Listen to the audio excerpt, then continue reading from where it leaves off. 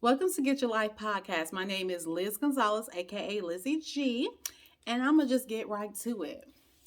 Ladies, gentlemen, let's not let our standards keep us single. Liz, what are you talking about? What do you mean? Well, let me tell you. First of all, Get Your Life podcast is about just different things, having a different mindset to get our life in order. And I never talk about anything I don't have experience with. If I don't know about it, I ain't talking about it. I'll bring somebody on that knows about it. So I'm speaking from my own experiences. If you agree with it, cool. If you don't, cool. But it's going to be from my perspective. So if you think I'm wrong, it's fine. It's from my point of view, my opinion, if you will. Um, but I want to talk about this because a lot of times, like, I know these dating streets are hard. I was out there. I'm married now, but I hadn't always been married. I've been married for, it'll be 10 years next year. Yeah, 10 years next year. But before then, I, just like a lot of people, have your list of standards, your list of what you want in a man, what will qualify as a good man and a good husband, somebody that you want to cuff you. And I'm sure guys have the same little list of what they want in a woman. But what I have noticed is a lot of times we'll have this list that is seemingly superficial, or a list that it makes sense to us at the time, but when you get down to the nitty gritty, it doesn't really um,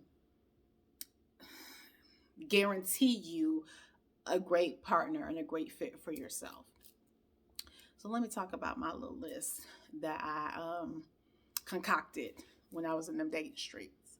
So first of all, I have never ever dated out of my race.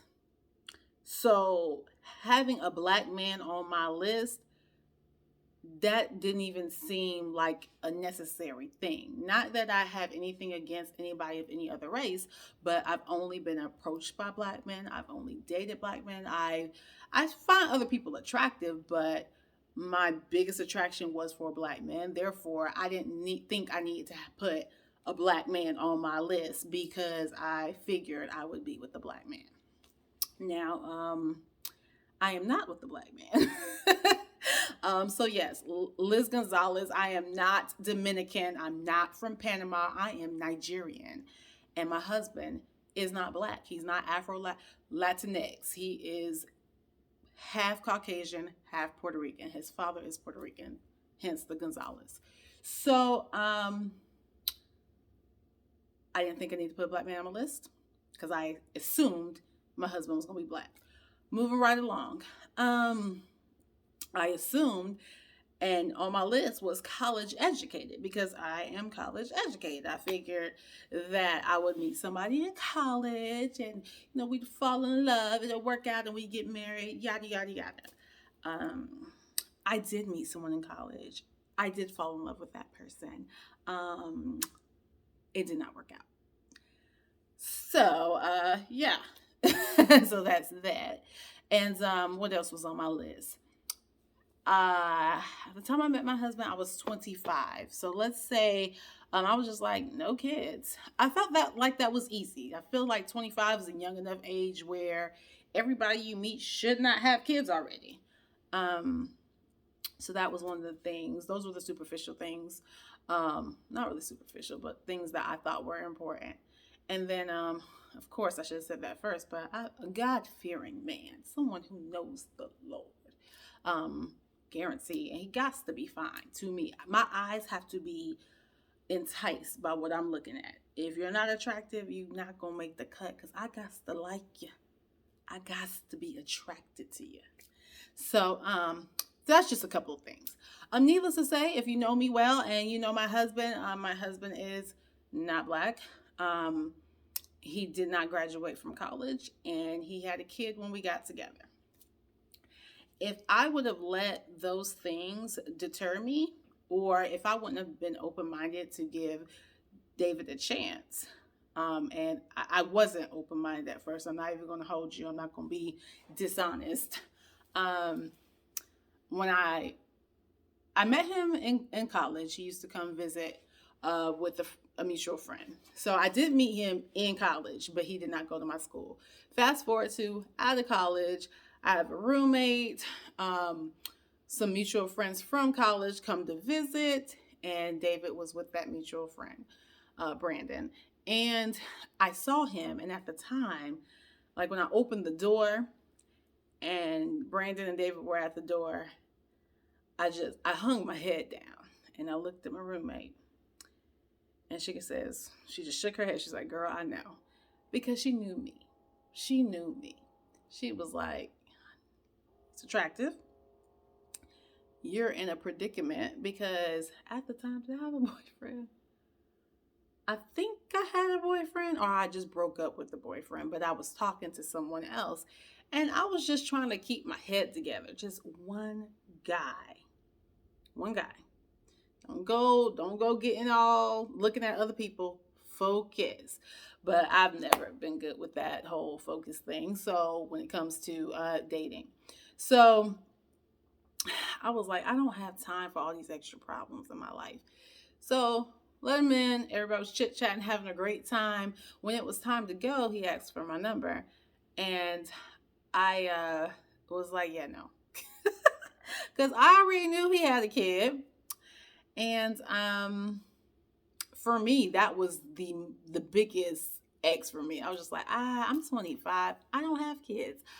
I don't want to date someone who has kids, because that means eventually they're my kid if this goes further. And I want to have kids of my own. I just didn't want to be with anyone who already had a kid.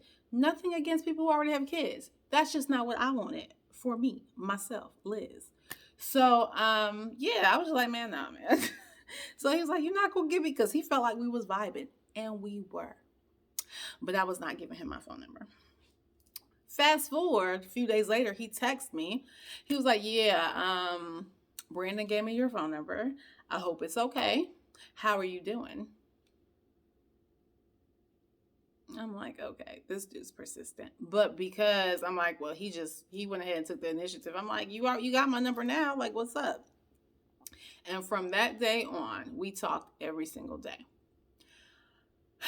I was not open-minded at first, but getting to know him, getting to know the kind of person that he was, it allowed me to be open to get to know more. And hence, we've been married for 10 years. We dated for a year, got engaged. We're engaged for a year, and we're almost married for 10 years. Saying all that to say, a lot of times our lists and our standards, it keeps our options in a box. It keeps us from being open-minded, because we feel like, well, this is what I want. It has to be that. If it's not this, then no. And a lot of times we don't really, like, we know what we want, but we don't really know what's good for us. And what looks good on paper may not really be good functionally, if you will. And if I switch it around, if David dated me because he thought, man, she's ambitious, she's she's about finished with her master's degree, she gonna be making them big bucks, yada yada yada. If that was his sole purpose of getting with me, I mean, we fast forward to now, he would be highly disappointed, because I don't work in my career now. He didn't know at the time that I was a creative, and I write poems, I write songs, I've written storybooks, I've written songs and recorded them. I sing a bit, play the keyboard some. Music is what gives me life.